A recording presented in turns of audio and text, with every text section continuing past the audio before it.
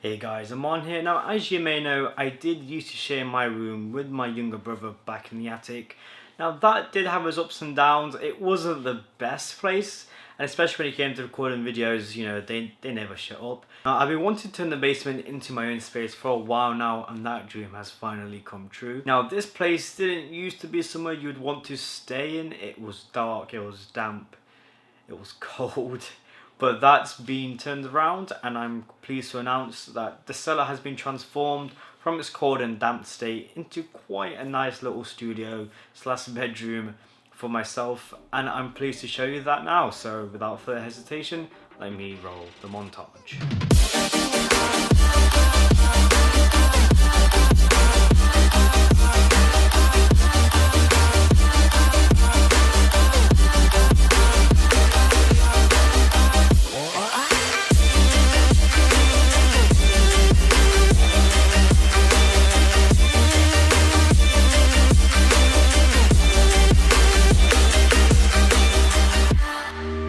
Get things started. So as you're walking through the doorway, you will be presented with the TV, which is the Philips Ambilight 6700 series TV, which is 43 inches. Now, I did do a review of this on my channel, which you can find a link to in the video description, but it is quite a nice TV with one neat trick up its sleeve, which is its Ambilight integration, which essentially mimics the lighting that you see in a movie or a video game and projects it onto a wall, which does look quite cool, and it does give an immersive effect. Now, to the right of that is my shelf, which I do have some permanent boxes on, just to show people what I have in my setup. Now, as you come round here, my bed, which I did pick up from Amazon. Now, it was only £124, but it does have storage underneath, which is quite helpful. And next to that, I have a small side table. Now, this just has my Amazon Echo Spot, which I picked up from the Prime Day sales like I did with the TV. And that just has a plant next to it. Now, that plant's sat over there now, just so you have something nice to see in the video, but that's something sat on the side table just to make it look a bit more nicer. And that's just the bog standard 2-drawer from IKEA. Now, if you look on the left side, that is where you'll find my desk, which is the Alex Lindman desk from IKEA. It is quite long, which is quite good, so that lets me fit on all my hardware.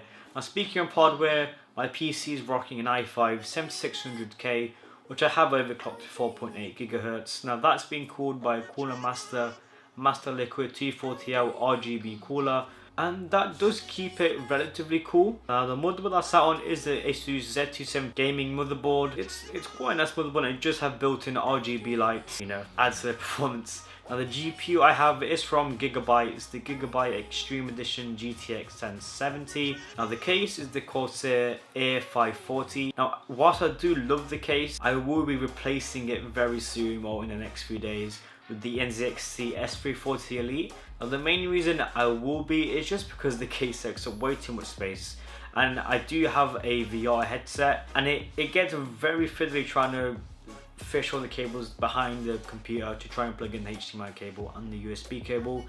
And another issue is my motherboard doesn't have that many USB ports, so I'm constantly have to unplug, you know, my keyboard or my headset to plug in the Rift sensors and then the Oculus Rift. And the one thing I like about the NZXT case, it does have a HDMI pass-through at the top and a USB port for Oculus Rift.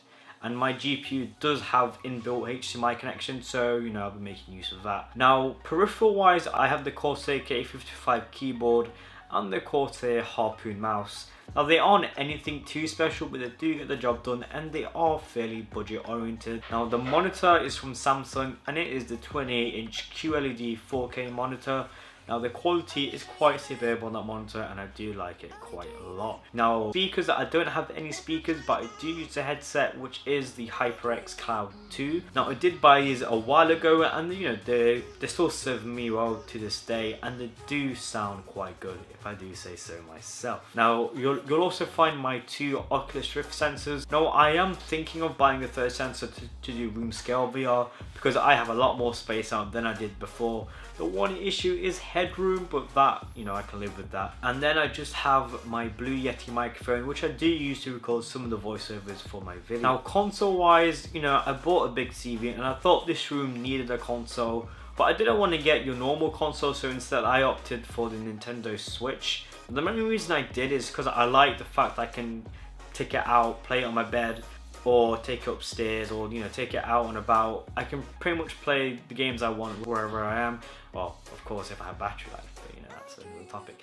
Now, I don't have an actual TV bench where I could just leave the dock, you know, connected to the TV. So it is just sat in a drawer, but you know, when I want to use it in docked mode, I just need to plug in 2 wires and I'm good to go. Now, it just stay on the floor for now, but I do want to add some sort of unit there.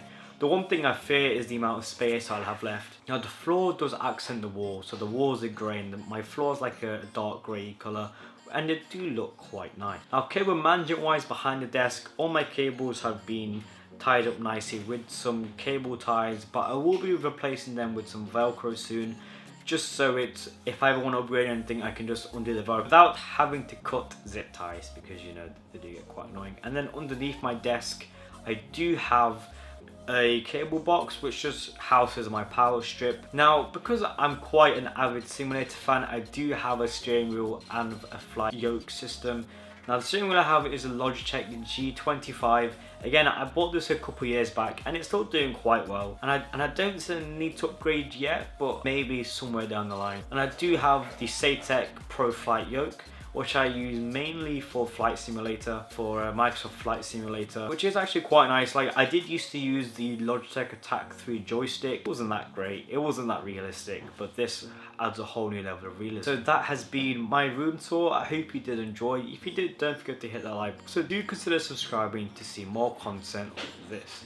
Thanks for watching, and I'll see you all in the next video.